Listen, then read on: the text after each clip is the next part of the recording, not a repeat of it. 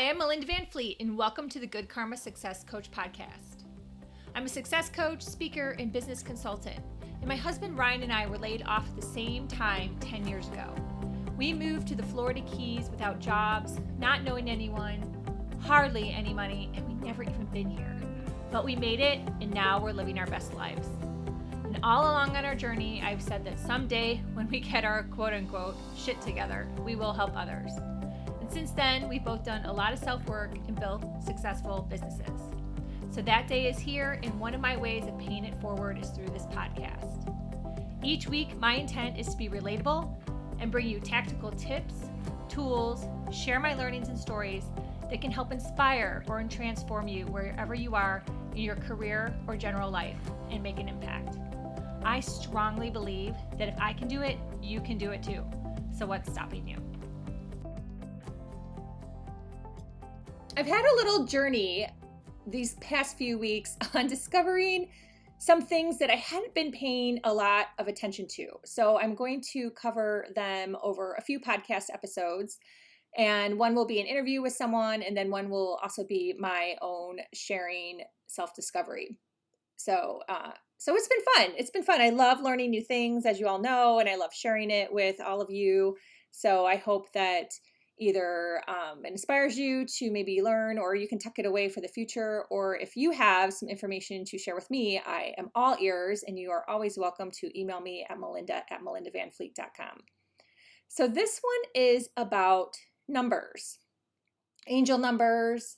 I know people refer to them in different ways, so we'll just refer to them as angel numbers, and about the numbers 1111.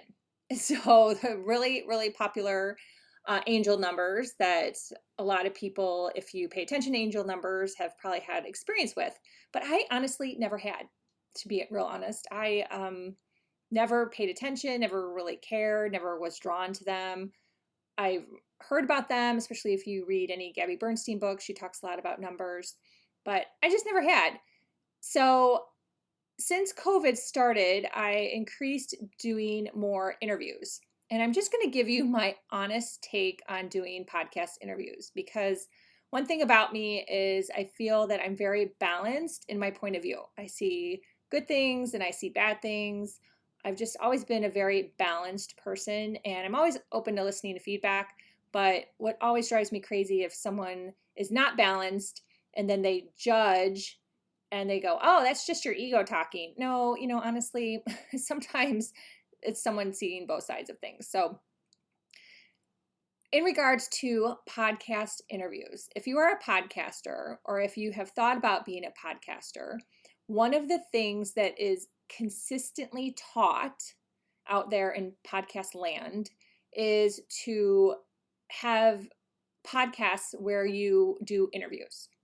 And that is what is consistently taught in courses. And that is consistently taught as a way to grow your audience, which after a while of hearing that and seeing all these podcasts pop up that are just constant interviews and the people don't know each other, there's, services out there that provide guests, and then the guest has never even heard of the podcaster, and there's no relationship, there's no collaboration. All of that just gets to me to be really icky sticky. Like, I don't want to feel like that. I want to have relationships and collaborations with people. So all of the podcast interviews that I have done since the beginning, and definitely since COVID, because I've done more of them because I've had more time on my hands and I wanted to try this out, for the most part, are people that I have built a little bit of a relationship with. Now, there have been some people that I haven't, but I still tried to read their book or do something that was a little bit more collaborative.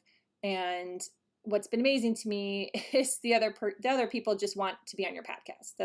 They just want to be on your podcast. They're using you for marketing, and maybe you're using them for marketing too. Hence why it gets just kind of icky. It's not really a great feeling, to be honest with you. And I love listening to podcasts where the podcaster is a solo podcast, and I really get to hear what is on their heart and their mind, and I just really appreciate their thoughts and opinions and stories. So I don't always just listen to podcast interviews especially if I don't know the other people or the topic doesn't appeal to me. I'll just kind of scroll through those. So I think that whole methodology of doing podcast interviews as the way to grow your podcast, which is what is taught out there, is a little dated. And maybe it's a little dated because there's an ocean that's more red than blue in the podcast world. Last numbers I heard, there's 1.2 million podcasts since COVID. So at the beginning of the year, it was 800,000. Now there's 1.2 million. And there's also less people listening to podcasts right now because less people are driving to work or taking road trips or being able to go to the gym. So it's very interesting. So the amount of podcasters is growing and the amount of podcast listens is declining. So anyhow, so what I've really been thinking a lot about is, do I like doing podcast interviews? Or do I like just being a solo podcaster? Because I learn so much and I share so much that was always my intent, to be a solo podcaster and then sprinkle in some interviews here and there with people that I've built relationships with. If you follow my husband, he is a solo podcaster. He's only had 2 podcast interviews in almost 2 years, and those are definitely with people that we have relationships with. So he wants to stick as a solo podcaster. He doesn't want people just hopping on his podcast to take advantage of his audience and promote their brand. And he has enough to say. So he's like, why do I need to have people on my podcast? Which is true.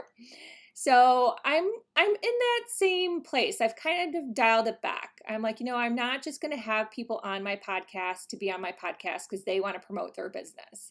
And then in return, they're not doing a fabulous job of promoting your podcast. And that's really where the icky sticky also comes in, is they're not doing a great job of sharing or creating a post or adding you in their newsletter or doing a rating and a review. Most of them aren't. So there's some that are, and there's some that are not. So it's just a mixed bag. So in all of that, and having a lot of thoughts and trying to see both sides of having interviews on my podcast, I did my podcast 2 weeks ago where I just came back from my walk and I just spewed what was ever off the top of my head.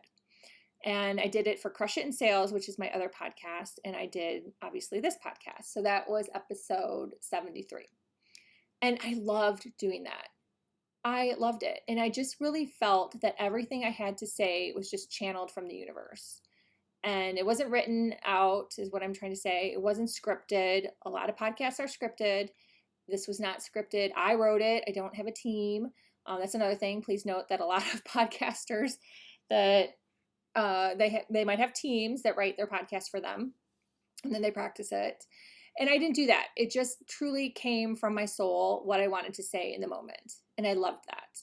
So what was funny is I was then chatting with someone, and we were talking about podcasting. And I was like, I wonder how long both those podcasts were. The Crush It in Sales podcast that I just talked off the top of my head about leadership, and then Good Karma Success Coach, episode 73. Well, sure enough, I pulled up Stitcher because that's what I listen to my podcasts on. And both podcasts were 11 minutes. 11. How random is that? I don't look at the time when I talk. I just talk and then I hit stop and then I publish. Both podcasts were 11. That was a sign. It was a sign from the universe that I should go back to doing what I was doing, which is primarily solo podcast and then mix in some interviews where I really think that it benefits my audience, and I'm going to also learn a lot and have some collaboration. So if you're not familiar with 1111, there's a lot out there that you can Google yourself, but I found this YouTube video from Your Universe. So it's spelled Y-O Universe. And it was an amazing YouTube video. So I actually wrote down, as they were talking, as it was a woman talking, actually, I had to rewind several times so I could get all the verbiage, but I actually wrote down what 1111 means, and I wanted to share that with you. And hopefully you'll see some 1111s in your future. All right, here we go. Oh, it's an awakening code, a guide to show you who you are and why you came here. Complete balance has been made. Your soul mission is calling you. Infinite wisdom is pouring through you. Opening to the eternal nature of spirit. Freeing yourself from the illusion of the physical world, awakening to the field of creation and deliberate manifestation. Upgrade in consciousness and how you perceive yourself in your reality. Intuition is growing. Major change is coming. Evidence of self-attunement is the old mentality can fade away and new ideas and beliefs can flourish. True identity at the highest levels may be revealed to you. Spend time to reflect. Take actions that fulfill life purposes. Follow the gift of intuition and opportunity. A new chapter is about to unfold, and it is divinely guided. Dang.